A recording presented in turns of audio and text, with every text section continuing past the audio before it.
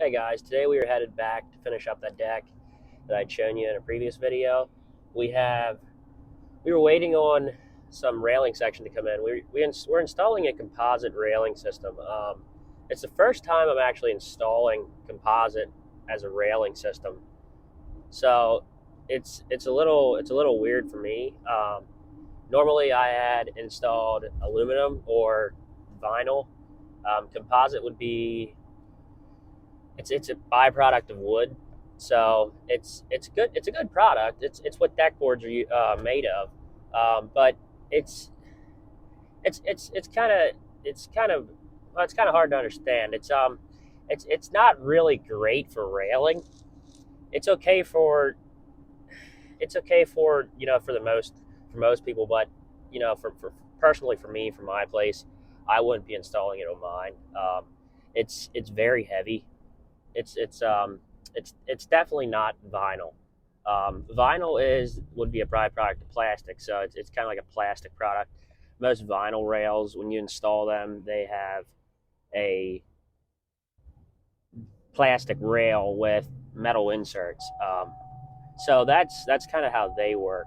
And then the aluminum would just be solid aluminum. Well, not solid, but it'd be an aluminum section that you just cut and put it up. So I don't know. It's a little weird. I was hoping I could show you guys how to install these composite rail systems because they do install different than a vinyl. So I wanted to give you a rundown on how to cut them and put them in place and install them. Their brackets are a little different. You have to pre-drill everything on them, which is a kind of a headache, and it's a serious time waster. The first day I installed these things, I only got like 3 of these rails installed because it was windy, and like I said before, these things are so heavy. When I installed them, the rail, the actual spindle on the rail, just kept on falling out because the rail doesn't have a deep enough recess for these spindles. It's a terrible design flaw. When you stick the spindles in there, they only go down like a half inch, and if it's windy, my first mistake that I made was I tried to install it like I do vinyl, which is I put all my spindles in and then I just start on one end and put my top rail on. I just work my way across. I just hammer it down as I go. But I couldn't do that for this because it was an 8 foot section and it's so heavy. I have to be able to juggle onto this and then hold on to all these spindles that are just flapping around because, like I said, they don't have a deep enough recess. Um, so it was a bit of a pain. What actually ended up working best was I installed. What I started doing was I just installed one spindle on the one side, and I just made my way across, just sticking them in right after that instead of installing them like I do vinyl, which is I just put them all in at once and then I just do my rail. So yeah, it's a bit of a headache. So I'm gonna show you guys how to install these the way that I found out works best. So we're here today at the deck job that we're finishing up here, and so we have, as you can see there, we have a little bit of fascia board to finish up. For my fascia board, when I install it, I like to miter my corners so that you get a nice tight corner. Um, this one looks like it came apart a little bit. The thing with the fascia is even at your butt joints, over time with the heat and the cold, they tend to expand. So if you have any type of gap there when you install it, it's just going to get worse. You can't really hide it. Um, the gaps just get bigger. They do make, I know they do make like a butt thing that you can put on the connector. It's like it would hide the joint. I never tried any. I think it sticks out too much. It's an option, if you want to go that route. If you don't ever want to have that gap in your board, you can do that. But it's just not something I ever tried. So what I like to do, I measure, get my measurement to the end of the board here, and that would be the short point of my 45. So when I get to the measured it right here, and then I 45 it out. So the 45 would be out, and then my other 45 would just come right into there. So the other 45 would just butt right into this 45. So that's how I do that. we have that to do, and we have one more railing section to do, which I told you guys about. These are the composite Timbertech Radiance rail. They look really nice. It's the first time I ever really did composite as a rail. They're they're a pretty good product, but the only thing I did have as a complaint, kind of, I guess you could say, about them is they're heavy. I mean, they are heavy. I would say just one rail, just the rail part is at least 40 pounds. When you're trying to manhandle that thing by yourself with one arm, because you have to use the other hand to put in these spindles here, it's a real problem. Anyhow, so that would be the only complaint that I have about them. They are a nice product. The other thing is, I know with vinyl, you don't have exposed brackets. With the composite, you can see we have that bracket there, and you can't hide it. It's stuck on the bottom of the rail like that, so it just screws into there and then screws into my post. So it's that's the other thing, I guess, if you would have something about it. Other than that, it's a great product, but yeah, it's got its setbacks just like everything else, I guess. So anyhow, I gotta cut these and then mark off for my railing, and I want to show you guys how to cut that because it's a bit of a process. The other thing I thought I might try, I got myself a new pin nailer. These things are really amazing. It's a Metabo pin nailer. It's just it just shoots these little nails. Um, since I'm kind of a one man crew here, I thought maybe when I'm trying to put up my fascia, it would be nice if I could like tack it in with like a nail, and then I don't have to worry about the end going down. Before you guys like tear into me and say, "Oh, well, you can't just use pin nails." Well, that's not really what I'm planning to do.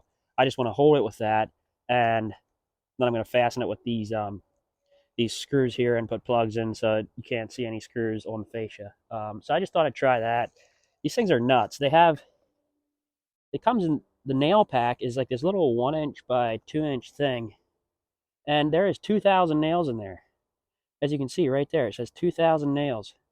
Um, it's ridiculous. These nails are the size of what I mean. They don't have any head. They're that small. You can't even see it. The camera doesn't even focus on that. It's ridiculous.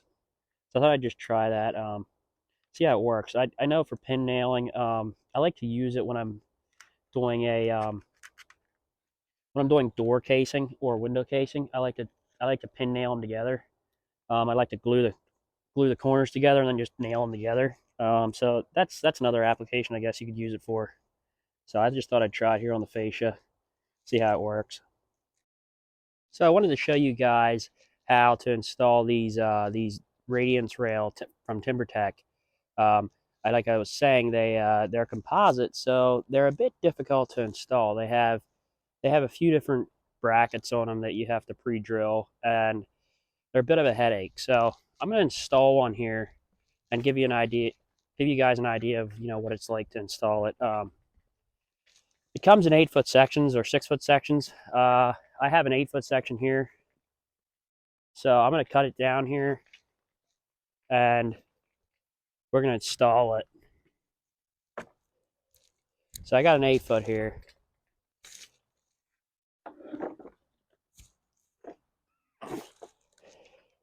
These things are heavy. Um, so the first thing you want to do with your rail is you want to make sure you have your posts. You want to make sure you have your post centered on 8 foot. So from center of post to center of next post, you want to have 8 foot. The 8 foot section is not. You do not want to have 8 foot in between the posts. Um, you'll end up running with your rail. Will be too short. So what you want to do here for these guys, let me set this thing up here so I can give you guys an idea of what it's like.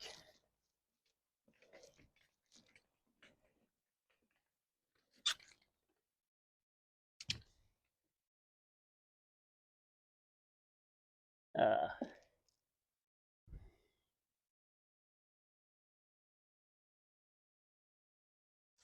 so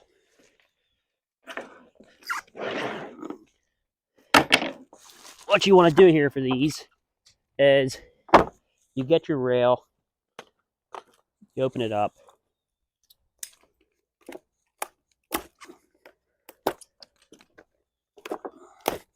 and the first thing that you got is your top and your bottom rail.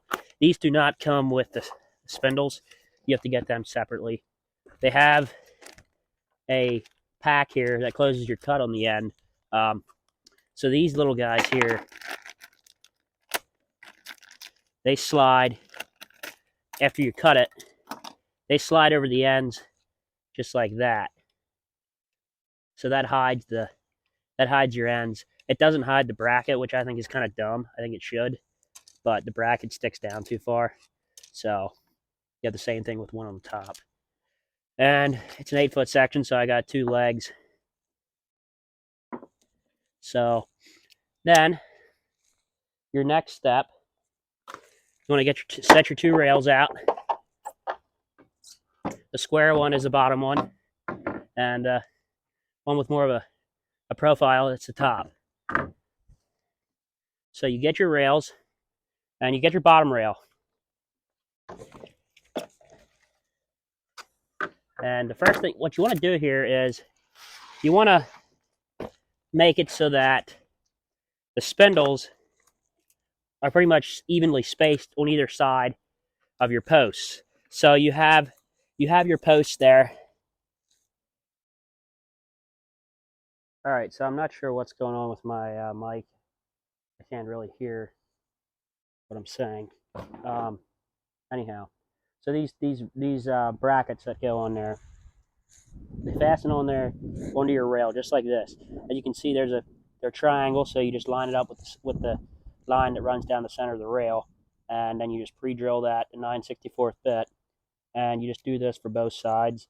And then for your legs, which go in the middle of the rail, you just center them out. So it's an 8-footer here. So I'm going to put one here, and then one hole over. So it'd be one here. So it'd be one there, and then one here. So there'd be a leg right in the center of the rail. So that's how that works.